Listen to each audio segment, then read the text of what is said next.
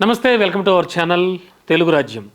వివేక హత్య కేసు ప్రధాన సాక్షి రంగన్న మృతిపై ఎస్పీ అర్ధరాత్రి మీడియా అత్యవసర సమావేశాన్ని ఏర్పాటు చేశారు. రంగన్న మృతిపై చాలా అనుమానాలు ఉన్నాయని చెప్పుకొచ్చారు ఆయన.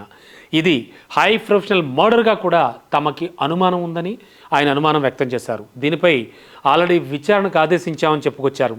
ఇక రంగన్న మృతికి కారణాలు వెలికి తీసేందుకు డిఎస్పీ నేతృత్వంలో ఒక కమిటీ కూడా ఏర్పాటు చేశామని చెప్పారు. మరి ఈ హత్య కేసులో ఇప్పటివరకు 4 సాక్షులు మృతి చెందడం జరిగింది, మనం గమనించాలి. ఈ విషయాన్ని ఆయన చెప్పారు. రంగన్న మృతిపై ఆయన భార్య ఫిర్యాదు మేరకు ప్రస్తుతానికి మేము విచారణ చేస్తున్నామని చెప్పుకొచ్చారు. సాక్షులు చనిపోవడం వెనక నిజానిజాలు తెలుసుకోవడం కోసం వివిధ విభాగాల నిపుణుల కమిటీ కూడా వేశామని ఆయన చెప్పారు.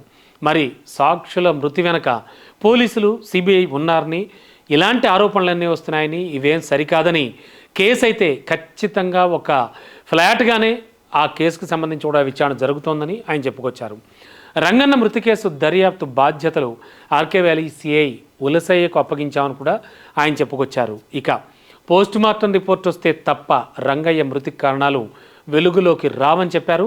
మొత్తానికి ఈ ఇష్యూ అయితే మాత్రం అటు జిల్లాలోనూ ఇటు రాష్ట్రంలో కూడా చాలా వైరల్గా మారింది. ప్రస్తుతానికి ఈ విషయానికి సంబంధించి కూడా విచారణ అయితే జరుపుతూ ఉన్నారు. మరి రంగయ్య పోస్ట్ మార్టం నివేదిక ఏం చెప్తుందో మాత్రం అందరిలోనూ, అక్కడున్న వాళ్ళందరిలోనూ కూడా ఒక ఉత్కంఠ అయితే నెలకొనుంది. వివేకానందరెడ్డి గారి హత్య కేసులో ప్రధానమైనటువంటి సాక్షి అయినటువంటి పులివెందులకు చెందిన రంగయ్య, అప్పుడు వాచ్మెన్గా పనిచేసినటువంటి వ్యక్తి, నిన్న సాయంత్రం 6:43 గంటలకి రిమ్స్ హాస్పిటల్ కడపలో చికిత్స పొందుతూ మరణించడం జరిగింది. నిన్న మధ్యాహ్నం 12 గంటలకు అస్వస్థతతో బాధపడుతున్నటువంటి అతన్ని పులివెందుల గవర్నమెంట్ హాస్పిటల్కి తీసుకొని పోవడం జరిగింది. అక్కడ నుంచి రిమ్స్కి తరలించడం జరిగింది. రిమ్స్లో చికిత్స పొందుతూ మరణించారు.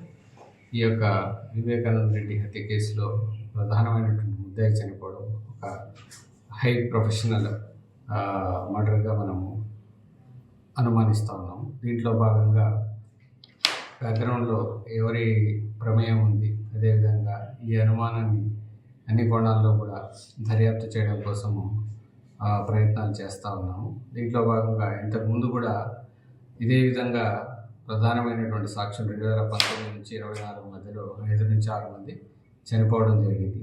అందులో భాగంగా శంకర్ రెడ్డి 2019లో చనిపోవడం జరిగింది. అదేవిధంగా గంగాధర్ రెడ్డి 2022లో చనిపోవడం జరిగింది.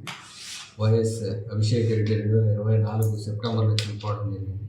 నారాయణ అనే వ్యక్తి చనిపోవడం జరిగింది. ఇప్పుడు రంగన్న 2025 మార్చిలో చనిపోవడం జరిగింది. ఇంతకుముందు కూడా సాక్షులు చనిపోయిన క్రమంలో పోలీసులు వాళ్ళు చనిపోయారు, సిబిఐ వాళ్ళ ద్వారా చనిపోయారు అనేసి ఈ విధంగా అసత్య ప్రచారం చేస్తూ ఉన్నారు. దీన్ని అన్ని కోణాల్లో దర్యాప్తు చేస్తూ ఉన్నాము. దీని వెనక ఎవరున్నారు, ఎందుకు ఇలా చేస్తున్నారు, ఆ ప్రధానమైనటువంటి కేసులో భాగంగా దీన్ని కప్పిపుచ్చే ప్రయత్నాలు ఏమైనా జరుగుతున్నాయా అనే అన్ని కోణాల్లో కూడా ఈ కేసుని దర్యాప్తు చేయడం జరుగుతుంది. దీనికోసం ఒక ప్రత్యేకమైనటువంటి టీంని ఏర్పాటు చేయడం జరిగింది. ఆ టీం సైంటిఫిక్గాను మిగతా అన్ని రంగాల్లో అన్ని డాక్యుమెంట్స్ని వెరిఫై చేయడం జరుగుతుంది. ఆ కేసు ఇన్వెస్టిగేషన్ని త్వరితగతిన కంప్లీట్ చేయడం జరుగుతుంది.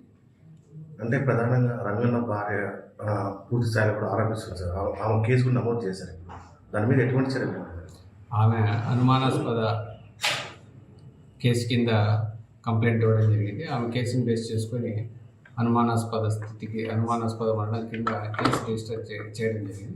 దీంట్లో వాస్తవాలన్నింటినీ కూడా అన్ని సైంటిఫిక్ యాంగిల్స్లో అనాలిసిస్ చేసి, స్పెషల్ టీమ్తో అనాలిసిస్ చేసి బయటికి తీసుకురావడానికి ప్రయత్నం చేస్తాం.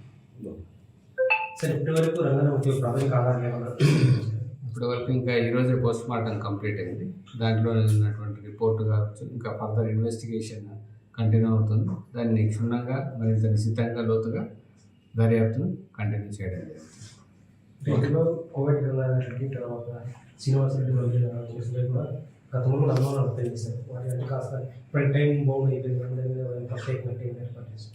దాన్ని యాంగిల్లో కూడా వెరిఫై చేస్తాం. ఇంతవరకు ఎవరైతే చనిపోయారో ఆ దర్యాప్తు కంటిన్యూ అవుతుంది. ఆ వాటికి వీటికి ఉన్నటువంటి సంబంధాలు, ఈ సీక్వెన్స్ ఇవన్నీ కూడా కంటిన్యూ చేయడం జరుగుతుంది ఇన్వెస్టిగేషన్లో భాగంగా.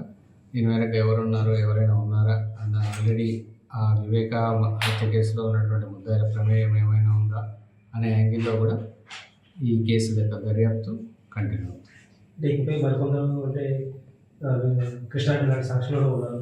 ఈ థ్రెట్ ఇది కంటిన్యూ అవుతుంది ఇప్పటివరకు. ఇంకా ఇప్పుడు కూడా ఎవరికైనా అలాంటి థ్రెట్ ఉందని భావిస్తే ఖచ్చితంగా వాళ్ళకి అన్ని రకాల రక్షణ, సహకారం, సెక్యూరిటీ అందించడం జరుగుతుంది. అంటే గతంలో సునీల్ యాదవ్ వీళ్ళు చాలా మంది ఇప్పటి వరకు 30 వీళ్ళతో వెళ్ళిపోయినారు.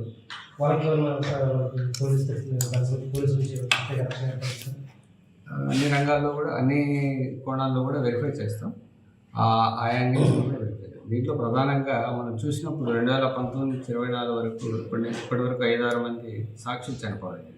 కాబట్టి సాక్షులు ఎందుకు చనిపోతున్నారు, దీని వెనక ఏమైనా ఉందా, ఏ కారణాలతో చనిపోయారు, ఏ పరిస్థితుల్లో చనిపోయారు అనేటివి ఆరోగ్యకరమైనటువంటి కారణాల వెనుక 5 సంవత్సరాల్లో 5-6 మంది చనిపోవడం అనేటటువంటిది ఒక విస్తుగొలిపే విషయంగా భావిస్తూ దర్యాప్తును కంటిన్యూ చేయడం.